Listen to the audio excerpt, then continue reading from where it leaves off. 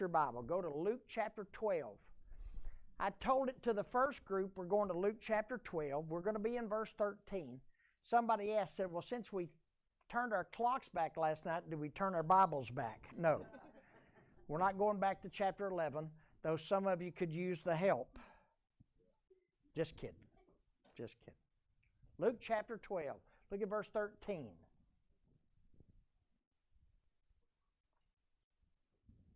I'm going to give everybody a chance to get there. Luke chapter 12, verse 13.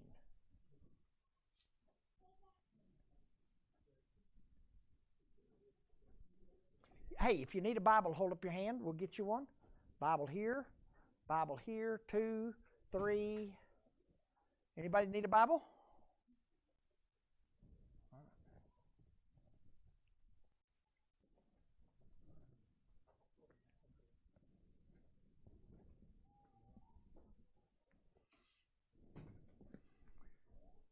All right, while these folks are finding Luke 12, do this for me. You get a chance to make a request. You get a chance to say, Jesus, I'd love to hear Jesus teach about, or I'd love to hear Jesus teach this lesson or that lesson. What would it be? If you had a chance, if you could just ask, I want to hear Jesus talk about parenting. That'd be a good one, wouldn't it? All right? You get a chance to ask him, Jesus, would you mind talking about, would you teach me about?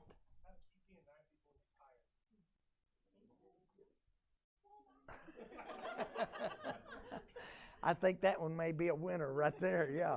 All right, somebody else. Last call. Patience.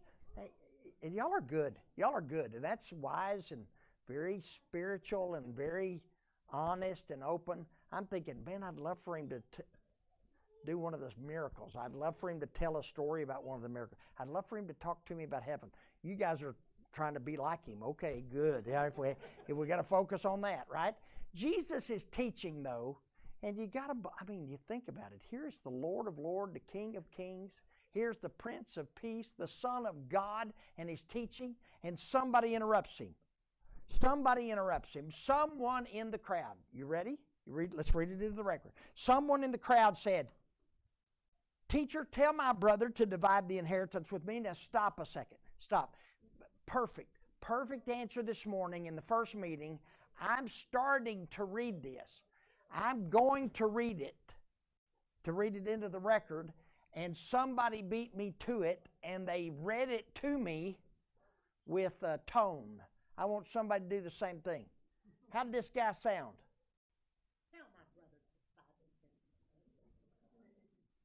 Lower your voice just a little bit, all right? So, this guy said, how would you say it?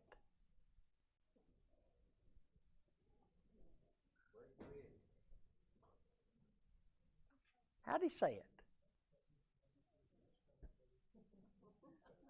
You hear the whine in his voice? You hear the whine in his voice? You hear the complaint? Instead of being grateful to have a chance to hear Jesus teach, instead of being grateful that he's hearing the words of life from the author of life, in spite of the fact that he's getting to hear about truth from the one who is the way, the truth, and the life, he interrupts him and says, would you tell my brother to divide the inheritance with me? What do you know? Tell me about the guy. And all due respect to the guy, if you meet him in glory, tell him it was my fault that we picked on him. It's all about himself. He's not thinking about what he needs to learn. He's not thinking about what somebody else may need to hear. He's not thinking about what somebody else might be able to get out of this lesson. He wants to make a big deal. Teacher, help me. Jesus' reaction tells you what his attitude was. How did Jesus react? He said, man, who appointed me the judge or arbiter of you and your brother? Who did that? In other words, is Jesus the judge of all the earth? Is he the Lord of all lords, the King of all kings? But does he want to be the judge over this brother and his brother fussing about their inheritance? No. Now I'm going to stop a second. We're going to talk about some inheritance. Some of you have been through this experience. Some of this is going to sound like I've been listening to your conversations. And I haven't been peeking through the keyhole, haven't been listening on your phone. But some of us, when we start dividing up our parents' possessions, after the people we've loved have gone on and we start sorting through it, it is amazing to me how many loving, caring, wonderful, terrific families all of a sudden just lose their minds over stuff. Over some stuff. I've watched what I thought were good, healthy, spiritual, loving, close-knit families. When it came down to mama's little trinkets or daddy's little treasures, I'm not talking about significant amount of money. I'm not talking about significant amount of property. I'm not talking, though I've never seen a family member cut out of money that would have helped them make a living. They were still able to make a living. They still had a place to live. They still had a quality of life. I've never seen a family turn against another one like that. But I have seen folks loving, what I thought were loving, healthy, spiritual, devoted families get bent all out of shape because so-and-so got more of mama's trinkets, or so-and-so took more of daddy's treasures. And I thought, what would their mom and dad have done? What would their mom and dad have done had they known that? What would mom and dad have done had they known what was going to happen to their sons and their daughters after they were gone? What would they have done? Throw that junk away. Throw that junk away, or not collect it, or sell it and give it to somebody, give it to the poor. They wouldn't want their family fussing over it, right? Right. Jesus then says to the crowd, now watch him, watch him. First words out of his mouth are, watch out, take care, watch out, take care. Now hang on. I learned this from my granddaughter. She came to our house and watching YouTube shorts. I didn't know YouTube. I thought YouTube shorts was a men's undergarment stuff. I didn't know, but YouTube shorts. I'm watching them with Owen, and one of them comes on, and it is horrible. It is horrible. This couple is sitting on the couch. They're watching a movie or something like that, and the husband is, he's meditating a little bit.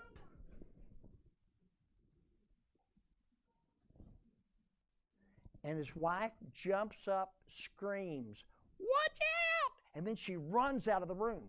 What does the husband do? He starts waving his arms. He starts trying to get up off the couch, and he can't. And he's been spent too much time there. And he finally gets himself off the couch, and he doesn't know where to run. I'm telling you, she just comes in laughing because it was a big joke. I thought, that ain't funny. That ain't funny at all. If somebody you know, somebody you love hollers, "Watch out," does that get your attention? All right, so let it get your attention. Let it get your attention. This is no joke. What we're about to read is no joke at all. When Jesus says watch out, he means it. He said, you watch out and you be on guard. I didn't write it, read it. Be on guard for all. Hang on, be on guard means what? Be on guard. Watch out would be alert. So tell me what be on guard would be. Ready to fight. Ready to fight or ready to flight, whichever the case is. You want to be on guard, right? Watch out. Be on guard for, read the phrase so you know I'm not making it up. All kinds of greed. Which tells me, ta-da, there's more than one. It was perfect timing. Watch out for and be on guard for all kinds of greed. Now, I'll let you do your homework, and if you earn it, you'll learn it. But there's all kinds of different greed. We're going to learn about a kind of greed at the end of this discussion that is heaping stuff to yourself, where you keep everything you make and you make sure that you have an easy life. That's one kind of greed. There are other kinds of greed. Other kind of greed? I look for an advantage over everybody. I'm always looking. Hey, my dad told me a story 100 years ago, and I remembered it forever. And I tried to let it help me in dealing with neighbors. He saw a man stuck in our old dirt road. It'd get muddy, and a guy slid into the ditch. My dad saw him, got on his tractor, drove out to the deal. Guy was stuck. He said, "Hey man, you need help?" He said, "Yeah." And they put a chain on the car and drug it out. And the guy said, "Hey," reached for his billfold and said, "What can I give you? What can I do for you?" And he said, "Oh no. I just being a good neighbor. Go on your way. Go." And I remember my dad telling me that. It was a year, 2 years later. I don't remember exact details, but it was a year, 2 years later. That same guy came driving down the road, and my dad had slipped off into the ditch, and he was stuck. And the guy said, "Hey, you need some help?" And my dad said, "Man, that'd be great." So when the guy finished pulling him out, my dad reached for his billfold and said, "What do I owe you?" And the guy said, "Well, a 20 will do." There is a kind of greed that says what's good for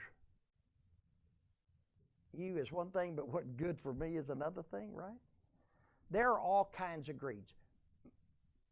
My intent of the lesson is not for us to identify all of them. The intent of the lesson is Jesus said you be careful about all kinds of them. So you watch out, you be on guard. There are all kinds of greed. Now read the next thing. Read the next phrase. Read the next phrase. A man's life. You got it? Tell me. A man's life does not consist, is not determined by what he possesses. Possessions do not determine your worth. Now, we live in a culture, we live in a country that has been so blessed, and we live in a culture that is so fixated on stuff. Don't tell me we're not. Look at storage. Look at just the number of storage units that are built in our country. And look at the number of storage units that just us that we have. And we don't know what's in them. And we're still paying that money every month to protect that stuff that we'll never use, that we've forgotten we even have. Because even when you die and your family has to clean it out and they start dragging the stuff out of those storage units or out of the attic or out of your closet, guess what they'll say? Did you know she had one of those? Did you know he had one of those? I know. What in the world was she doing with that? What was he doing with best people I know in my life. Best people I know in my life, my mom and dad, most generous people I ever knew. My mom and dad, the kind of folks you needed a blanket, my mom would give you a quilt that she'd make, and she valued quilts. She'd give you a quilt. My dad always talked about it, said, man, if somebody needs some clothes, man, they just pull up at our house and my wife just empties my closet and just gives them. He said, I just standing there on the porch waving at them goodbye in my underwear, you know. Now, it wasn't that bad, but my mom and dad, very generous people. And yet, after they passed and we started cleaning up their house, trying to get things in order, we found things. What did they keep that for, right? Maybe they didn't know it was there, or maybe they just had so many other things they didn't know it was. What are you keeping that for? Listen to the words. What are you keeping that for could be a pretty good question. Look in the attic. Look in your closet.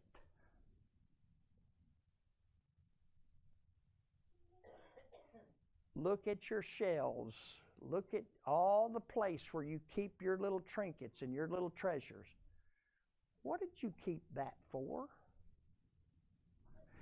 Um, I've told you about this before. I don't know that I've ever brought it. I brought it from my house, put it in my office, so the next time we talked about it, I could prove to you what I was saying, and so it'd be more realistic to you.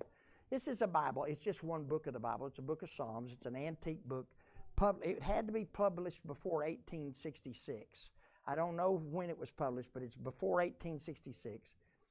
My mom and dad, at the end of their life, after they finished farming and doing the stuff they did for a living back then to raise us boys, they got into having and helping people with estate sales. They would come in and clean out a house, throw out all the junk, sort through all the stuff that was any good, sort through all the trinkets and all the treasures, and then they would make it available for the family if they wanted to come get it, or then to sell it, and then to give that money then to the family. It's a very good service. They loved it. They enjoyed doing it. My mother said, Rex, you have no idea how many Bibles people have.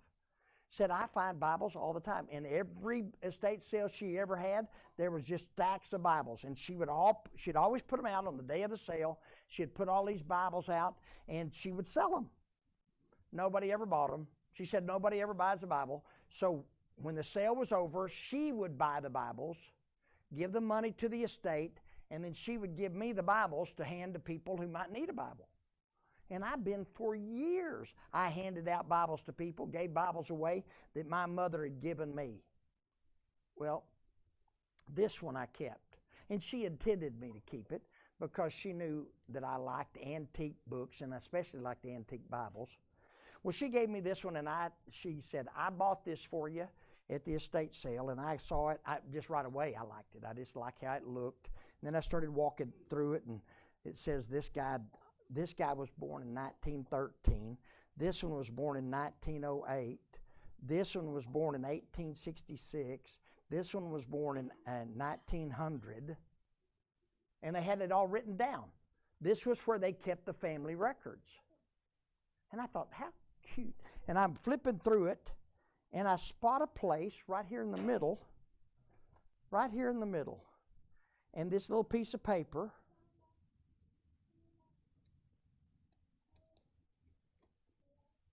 it's a certificate of church membership. Somebody, J.E. and, if I'm reading this right, S.I. Nichols, they are members of this particular church, and their pastor's name was Palmer, and they lived in Arkansas at the time, and they were transferring their membership to another church. I thought, how cool is that? I'd heard about taking your letter to another church. I never saw the letter. That's the letter. So I know they were in good standing with their church. What I noticed in that, folded up in that little paper, is what made the impression on me. So I've kept that Bible and not given it away ever. It's a lock of hair. Lock of blonde hair. You look and read the dates and stuff in this Bible, and there was a little girl born into this family. I don't remember what year. But that little girl died, and I suspect that hair is hers. Don't know, but I suspect that lock of hair is hers. Because it sounded like something a mom would do, a grandmother would do. Cut a lock of her hair, they tied it up in string, and they put it in a place that was protected and safe and treasured, right? How did that mother feel about this book and that lock of hair? You think she held it and cried? You betcha. How did the grandma feel? How did the brother or sister, when that mama or grandmama passed and they ended up with this, how did that brother or sister feel that they had this book? They cherished it. They kept it. They held on to it. Where did it end up? Where did it end up in less than 100 years? Where did it end up?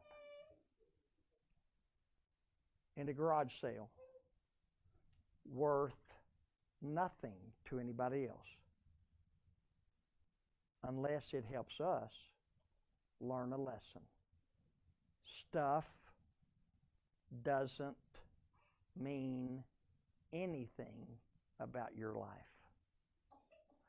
all those trinkets you love, all those treasures that you save mean nothing about your life. Nothing. I watched it. I watched hundreds of thousands of dollars of championship rings, championship original signed jerseys. I watched it go up in smoke and thrown in a dumpster. The possessions of our life do not determine our life, the quality of our life, right? So, Jesus decides to try and teach us one more time. Jesus, and this is the second time. This is the second time since he turned to go to Jerusalem that he's going to teach on greed. So it must be a problem, right? He said, let me tell you the story about this man. You got it? Look at verse 16. He told this parable. I hope the guy that asked the question about the inheritance was listening. I hope I'm listening. The ground of a certain rich man produced a good crop. Stop. You don't have to be a farmer to understand this, but you farmers in here, anybody that's been around farming, the moment you get a good crop, what does the farmer do? I remember I was raised on a farm, and I was raised by a good man who was a good farmer. And so when we had a good crop, he always acknowledged the Lord. He said, man, the good Lord did good this year, didn't he? Good Lord blessed us this year, didn't he? And he was not a praise the Lord, talk about Jesus kind of person. He loved the Lord. He followed the Lord. But he'd look at the crop and he'd say, ooh, the good Lord did good. Yeah. This guy mentioned the Lord. He had a good crop. Ooh, he thought to himself, keep reading. What am I going to do? I have no place to store the crops. He had no barns at all, did he? He had no barns at all, did he? He had no place to store his crop. What am I going to do? I should have built a barn. I didn't have any barn. Is that right? Wrong. Did he have barns? Yes, he had barns. But they were already full. Hang on. So what had the good Lord already done for him? Blessed him? So were his barns full? All right, so what do you do? What do you do when you've got enough? What do you do when the Lord has blessed you? What do you do when the Lord has given you more than you need? Now, before you answer, and I heard a great answer there, but before you answer, tell me what Job would have done. Job was a good man. Job was a good man. And God blessed him more at the end than he did at the beginning. What did Job do? With his abundance, with his extra, with what was more than he needed, what did he do? You read Job, and he took care of the widows. He didn't let a widow go hungry. He didn't let people go without a place to stay. He took care of the poor. He took care of the orphans. He made sure the widows had what they needed. What do you do when you've got what you need and God gives you extra? You share it with the folks that need, right? You meet a man named Boaz later. You meet a man named Boaz. What do? What did Boaz do? He had all this land. He's blessed by God. And here these people came back. A widow lady came back with two widows. One named Naomi, one named Ruth. And what did he do? You know what he did? He left the edges of his field. He left the corners of his field ungathered, so the poor, the homeless, the widows, the orphans could gather that grain. In fact, And that's what was required by law, so he obeyed God. But you know what else he did? He told his harvesters, said, hey, leave extra. Leave more. When you have enough, you give to others. You care for others, right? What does this guy do? What does this guy do? I don't have any barns. What am I going to do? I don't have any place to store this stuff. So what I'll do is I'll tear down my barns and I'll build bigger barns. Because he's going to help more people, right? He's going to help more people. That's why he's going to put it in the barn. Because in a barn, it helps lots of people. That stuff that you've got in your storage shed, people are rejoicing that you have that stuff in the storage shed. They are so blessed by it. Aren't they? They're blessed by it. Those beds and those mattresses that you've got shoved in that storage, people without a bed are just thrilled to death that you've got that.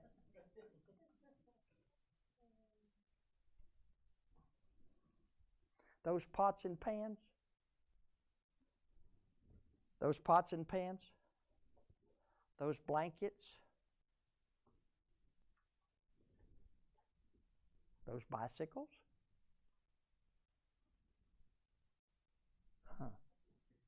Those clothes. Those clothes that are hanging up in your closet. And those clothes, and I'm not talking about anybody but me.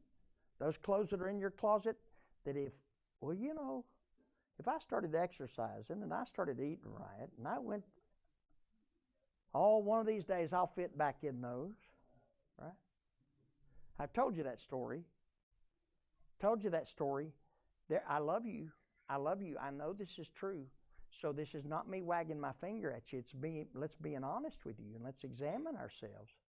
Some of us got clothes in our closet we will never wear again, but we keep them because I might just fit in. Oh, yeah. The lady that had 3 kids, remember he told you about her? Married, maybe in her late 30s, early 40s, 3 kids. She was not overweight. She was not heavy. She was just a mature mother.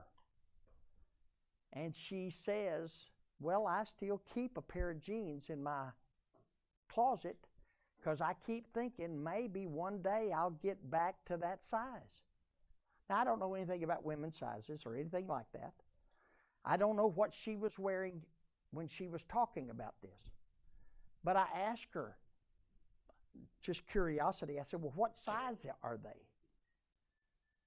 And she said, and I'm quoting, I'm not making this up. She said it. She said, they're a 00.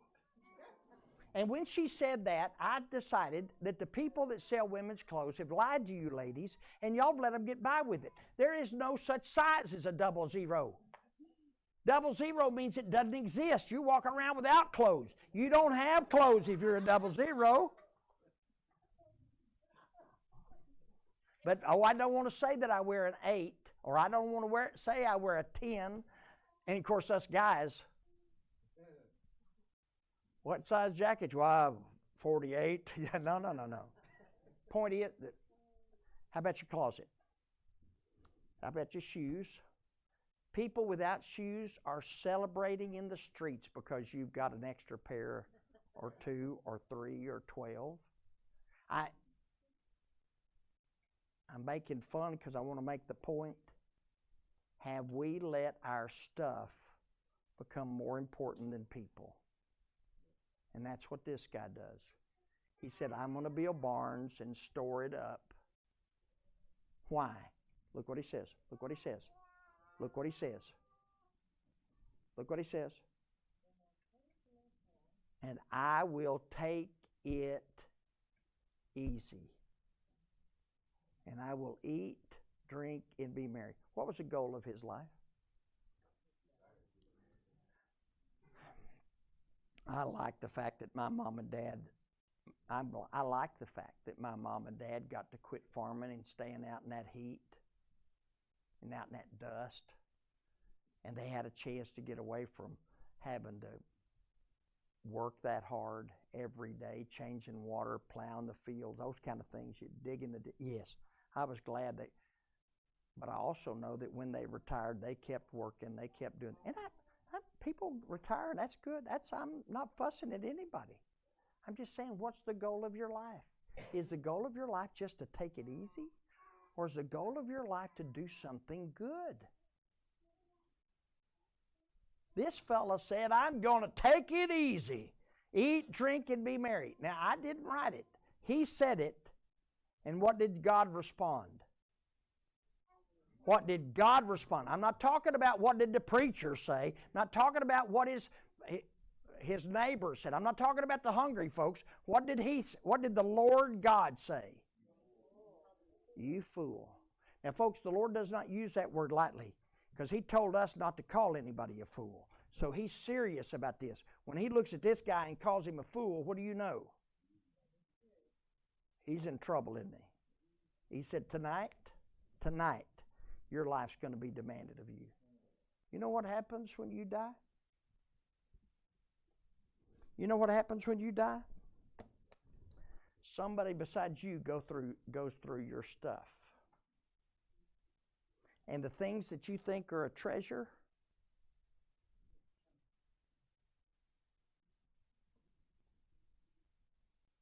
I've been there. I've watched it. They will go through that stuff, and the things you think that they will cherish the most will be the thing that they put in a garage sale or in the dumpster. And you worried about it, fretted over it, and cherished it. He said, fool, your life is demanded of you today. Now who's going to get what you left? Solomon will say the same thing. He said, you work so hard to provide so much, and then when you die, it goes to somebody who's not going to care about it at all. How does a little girl's hair, how does this precious memorial, how does this end up in a garage sale? That's just the way life is, y'all. Your stuff that you think is worth so much, these treasures, these trinkets. Today your life is demanded of you. Now who is going to take care of your possessions?